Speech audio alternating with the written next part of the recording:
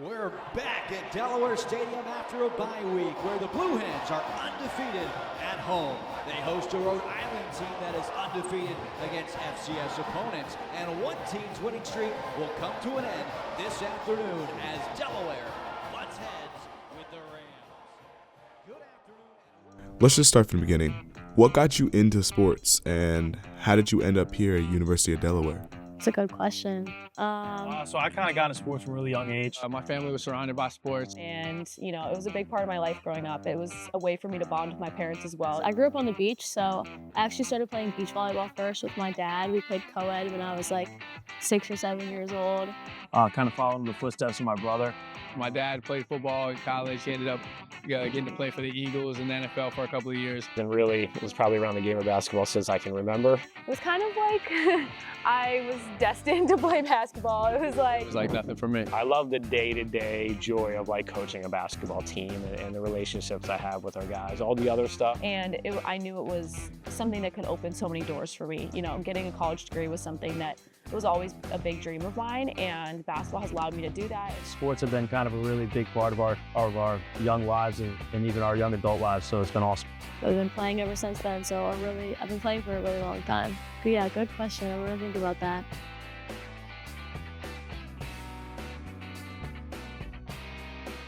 My name is Ella Wanzer. I'm a graduate student for the women's basketball team. Tried to kick it out to Wanzer, gets it. Wanzer for three, good! Wanzer the drive, backing down O'Neal, got it off the glass, nice move, and it's a 2-point game. Cousins, cross-court, Wanzer, she'll launch it. She's got it, Ella Wanzer, the transfer from Binghamton. I think that I never imagined myself playing a conference that was gonna be, ranked number 10 in the country. It is an unbelievable experience that I'm so excited to step into. My name is Jordan Skolnick, and I'm our interim athletic director, and excited to be here. We're gonna be joining Conference USA for 14 of our sports, starting July 1 of 25. Our other 8 programs are going to be in affiliate conferences. And so, this is a great opportunity for the university as we get a lot more national visibility with this change. My name is Cadence Wynn. I'm a junior. I play Libero DS, so this is my 3rd season at Delaware Volleyball. Previously, our games were only on Flow Sports, and you had to pay a subscription to watch. And now we'll be on ESPN, so that's huge for visibility, getting our names out there as individuals and trying to help grow our own personal brand. Sarah Jenkins, head women's basketball coach, will be on a bigger stage, bigger platform, play against some different competitions. So I'm really excited about it. And I'm excited for the challenge, and I think our girls are excited to just play different teams. We've been in the CAA for a while and have repeatedly played the same teams. So I'm excited for them to see teams in different parts of the country and play at a different level. Sure. Martin Inglesby, I'm the head basketball coach here at Delaware. We go from maybe a top 15, 16 conference in America to a top 10 conference that has got a team in the Final Four a couple of years ago. And so really, really excited about the opportunity to compete.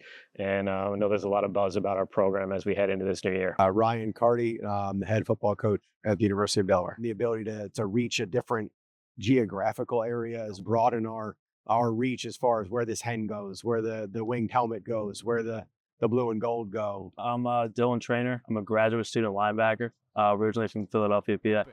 Throws to Hosley. He is wrapped up by Trainer. Another loss of yardage for the quick. Mounds. They throw a short pass to Grant, who is level. I like him. He's really aggressive with his run fits, a really good tackler. Great to see him back out. And his leadership, I think, does as much for the defense as his actual play.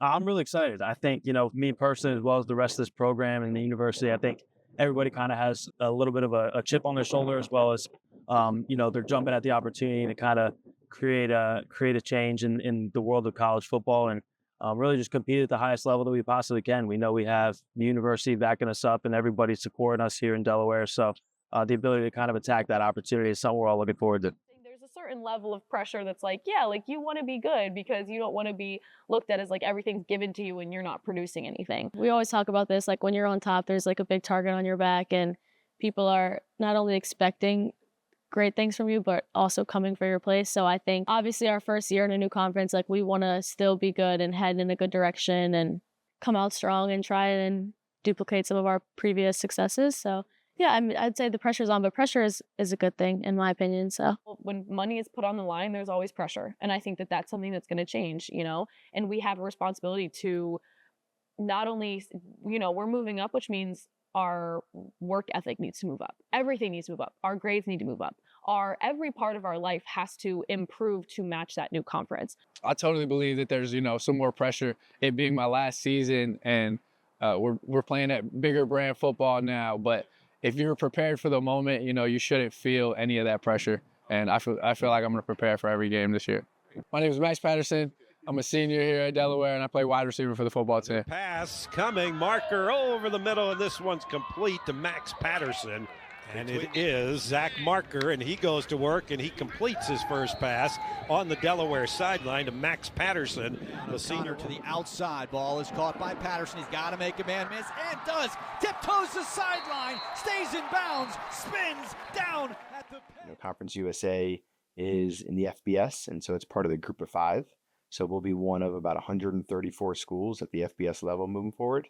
And it gives us a great chance to really showcase all the amazing things about the University of Delaware on a national scale. I think there's a lot more fans of the CUSA, and playing at an FBS level, you're playing on a bigger stage. So a lot more eyes are going to be on you, and with eyes comes opportunities. As soon as we got here in January, our strength coach, Coach Stu, ramped it up, and we were, hitting all types of new maxes. We were in there at least half an hour longer, and we're running a lot more in the winter than we used to do last year. And I'm excited about that because I like that he's ramping things up because he knows things are going to get wrapped up during the season. Joe and Greg go again. Ready? Go! That's it! Go! Put. Going back! Up. Get him off the ground. Get him off the ground. Let's go! Hey, bring it in tight. Bring it in tight. Let's go. Let's do it. You got that shit? Hey, man, it's going to keep going, all right? We got to be better every single day than we were the day before. Pick your brother up when he makes a mistake, and let's be close during this camp so we can beat the fuck out of everybody else. Let's go. We will. Oh. Gotta work harder. Nothing is just going to happen for you. And what that means is really just playing hard, physical, fast, smart, playing tough, making sure that, we're trying to be as clean as we can as a football program. We always want to be the team that does everything right, that understands the situation really well. Want to make sure that we don't beat ourselves. There's kind of there's something in the air about, knowing that we're going up and knowing that, we kind of have something to prove now that, there is a little bit of an intensity that has kind of overtaken the room where guys are really getting after it every single day. And just, it kind of creates a good camaraderie as well as a good opportunity to really just embrace competitive greatness at a while. Make it happen, Tom! Boom!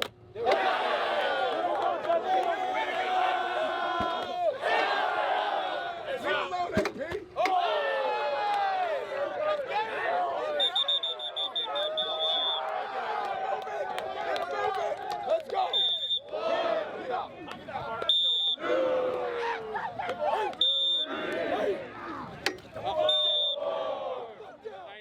Given your time in college sports, tell me a bit about your experience with the transfer portal and how NIL has kind of changed that experience overall. It is like, people joke, it's like the wild, wild west. Like, it is just... It's measurable. Yeah, it's a Don't put that in there. I guess I probably shouldn't have said that. It used to frustrate me and keep me up at night, but I've kind of become numb to it because this is the new age of college athletics. And I think this is the only probably entity in sports where you do have straight free agency where kids can come and go left and right. It's definitely a free agency, and it's definitely a scenario where, student athletes are putting themselves in the position to try to get the best thing that they can every year. There's no like, oh, what's your favorite food? What do you like to do? It's like, okay, so we can offer you this much money for this, and you play this position, but there's 2 people ahead of you. What do you want?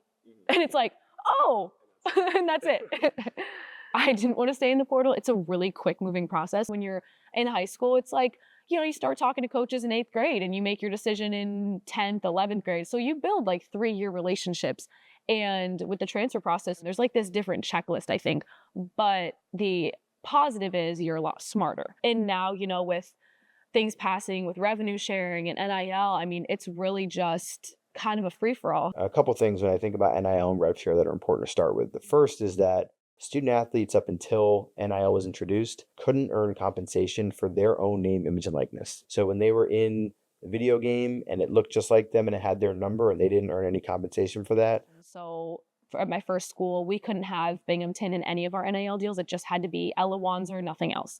At Delaware, we have the opportunity where we can say Ella Wanzer, Delaware basketball, and then that's our brand. And we can use NIL and we can profit off of that. We can use our facilities, etc. Like a lot of things in the world of the moment, the pendulum has swung farther than I think most people would have hoped. There's a lot more reason for student athletes to transfer because of the potential earnings that they could make. Because a lot of us coaches who have been doing this for a while, we got into this for the changing and impacting of people's lives. And sometimes you don't have that opportunity because kids are here for 1 year and they pick and go somewhere else. And that's the world that we've created and we have to learn how to adapt to it. You know, it's funny. We've done a really nice job with transfers here as far as indoctrinating them into the system, getting them caught up quickly. If it's only 5 to 10% of your team that's coming in, we can really get those guys in and become Delaware Blue Hens a little quicker than maybe some other teams that have a little bit more turnover. That's always been an aim of ours, to try to make sure that we can not have too much of an influx of newcomers so that we can continue to build that team and make sure that, you know, the cohesiveness is always there. You know, transferring was scary, but it ended up being great.